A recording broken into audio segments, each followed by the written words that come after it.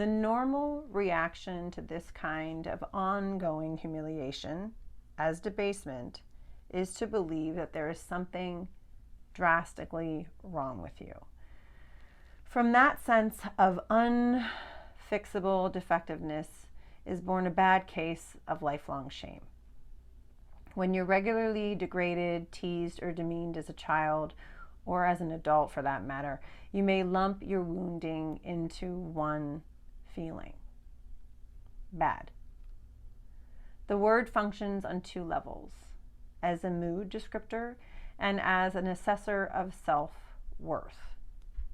Whether the underlying belief causes you to feel rotten, or whether feeling rotten grinds you into believing that you're worth nothing, bad is the word that aptly describes exactly how you feel when you're engulfed in shame.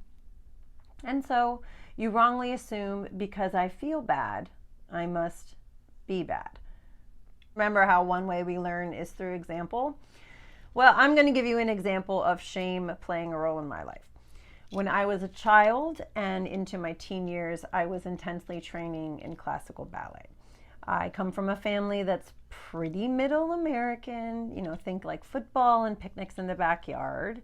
So being an artist wasn't something that they could really wrap their heads around.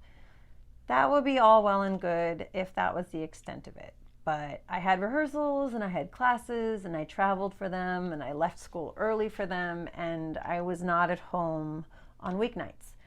On the rare occasion that I had a Wednesday off, I would go to my grandparents to have dinner, as my family did every week. My grandfather would make a huge show of the fact that I graced them with my presence and they were good enough for me on this particular day. That was my mom's dad. He was very good at teasing people to get a laugh out of everyone else. To this day, I have a strong belief that humor at the expense of another person is not funny.